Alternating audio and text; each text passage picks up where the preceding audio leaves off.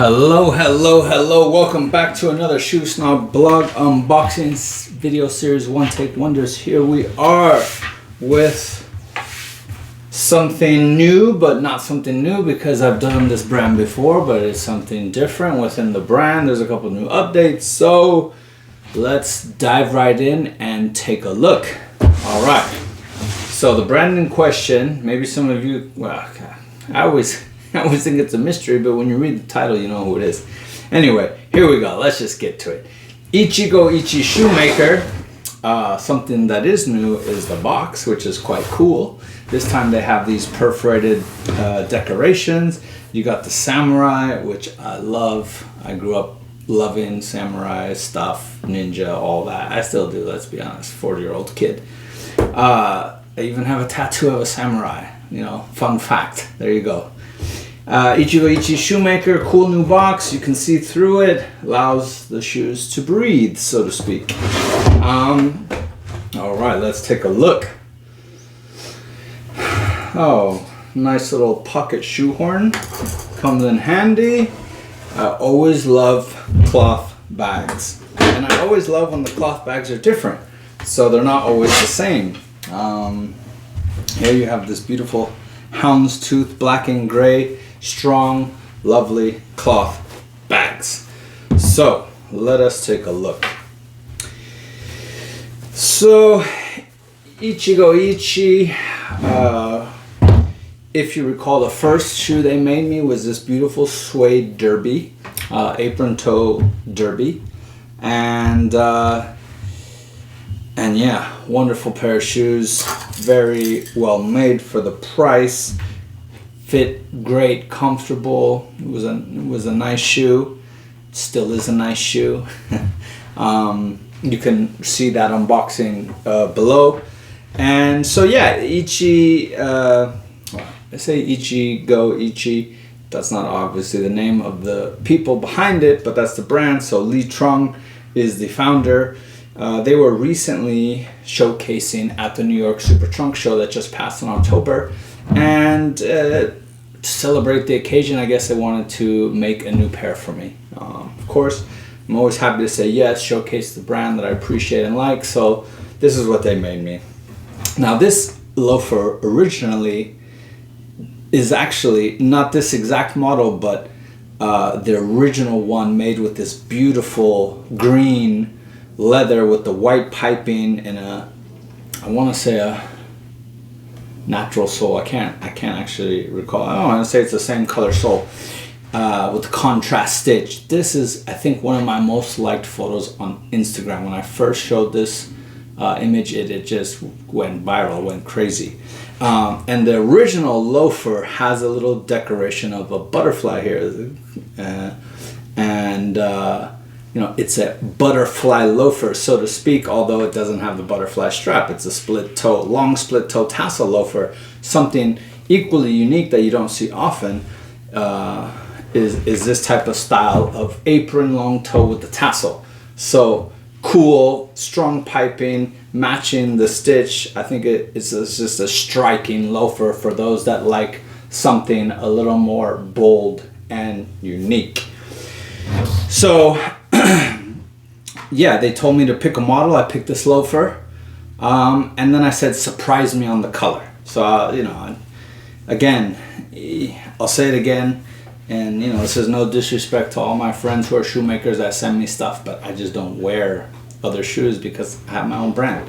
And so, you know, I wear, you know, maybe Reebok Classics on the weekend when I'm feeling really lazy and I don't want to put leather shoes on. I'm just going to the grocery store. Other than that, 95% of the time I'm in J. Fitzpatrick shoes. But so, nonetheless, I wanted them to surprise me just to create a cool shoe, because that's what I get these things for, is really to show all of you the coolness that can be created and the depth of a shoemaker's skill set and what they can create, achieve, and accomplish. So they made this like sky, almost electric blue suede version.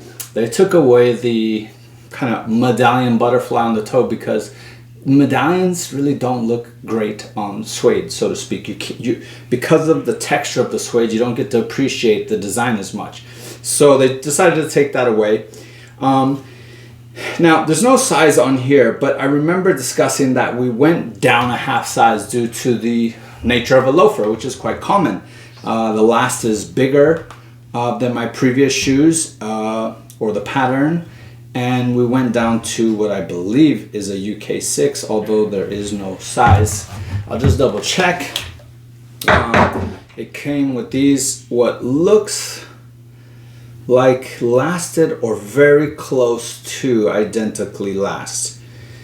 I feel like the toe could be a slightly more pointed, but I think it's hard because this looks like a generic shape, but it could be lasted. I didn't ask. They fit perfectly, so I assume they're lasted.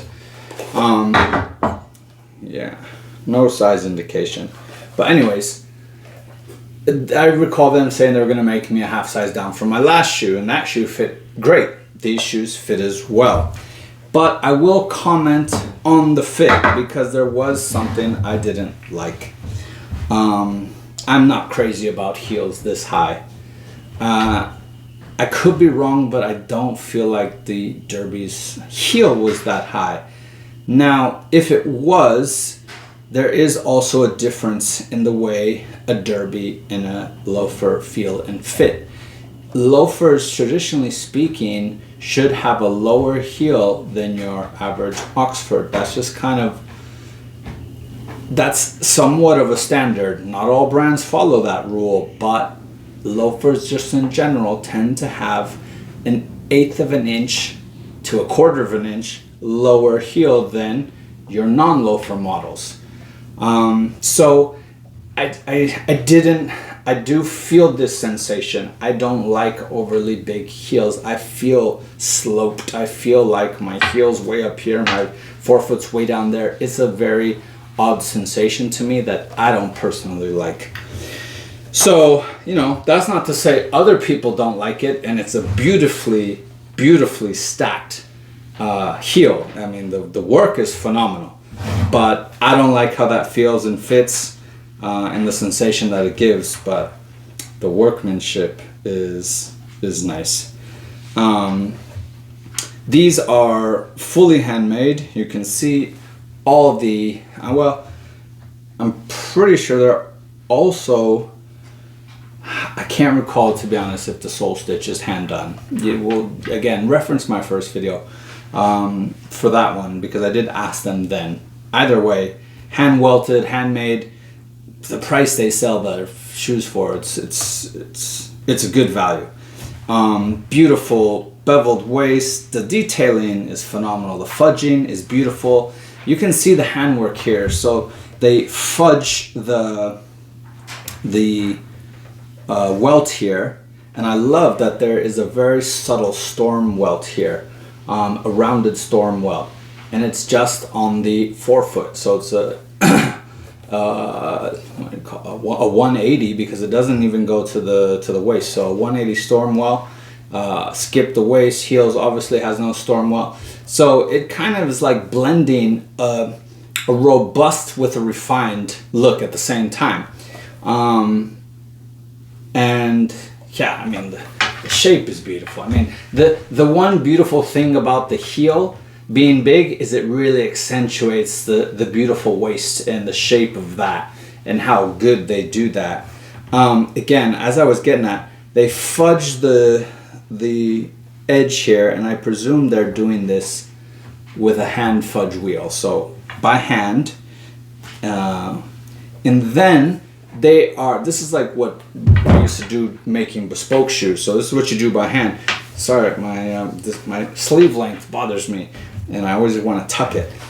You fudge it by hand, and then you get an iron that creates like a square in cut, like a square indent, and what that does is sears the kind of edges to flatten it here, and so you have a very squared edge of the sole here, kind of searing it together, so to speak. So there's no, like, you don't grab it, it doesn't catch. It's like burning those edges down so that it's nice and sealed in, and it creates a very beautiful, clean look. So you have the fudging, and then you have the defined hard line. That's an extra step, and that's a lot of brands will either just create the fine hard line or the fudging, but they normally don't do both. That's usually a more bespoke detail there. So fair play.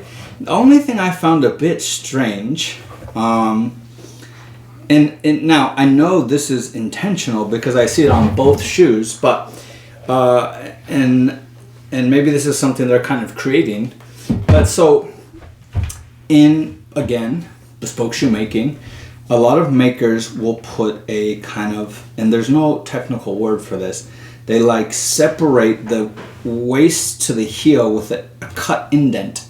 So you have that heel is straight line, hard defined heel, and then indented you get the waist. Now what they did here was create another indent before it goes to the forefoot. So your waist is highly defined by two cut notches. But the problem is in the heel you can make this cut, and when you finish it on the inside you don't see a cut because of how you finish it. But the cut on the joints actually shows a cut in the sole. So now I know what they're trying to do, and I know that there's not a problem with this, but I do fear that the average shoe guy won't understand and think it's a flaw. But it's not a flaw. This is an intentional defined detail. So they are cutting the waist to define the waist so that there's a very clear indication of where it starts and where it finishes. These are details. So it's not a flaw. It's an intentional detail. Nice toe taps there, branded Ichigo Ichie with this cool fiddleback-like design. So matching the fiddleback here, you got the fiddleback toe tap. Beautiful soles, very clean. Overall, beautiful shoes. Again, I don't personally like super tall heels, especially on loafers. So that's kind of my only, this is the only drawback for me. But again, as far as quality versus price, just like on the first shoe, it's an amazing value that you're getting here. These are super solid, well-made shoes and the first video, that was a while ago. They might have raised their prices since I did that, but even still, I know they're not expensive for what you're getting. This made in Europe is 3 times more. So, it's a good value proposition. And to make it even better value proposition, let me just show you the last again.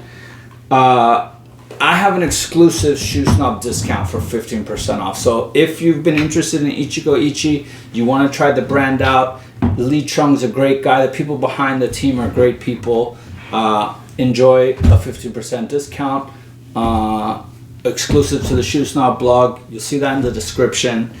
They make great shoes, they're great people, and they actually sold really well at the New York Super Trunk. So if you're watching this and you came to support them at the New York Super Trunk, thank you. They were very pleased, and the beauty of happy brands is they come back, which is great because that's how we grow the industry. So thanks as always for tuning in. Do stay tuned for more, as I will always have more. I got a pile of shoes in the corner to get through, and I'll talk to you soon on the next one. Take care. Bye.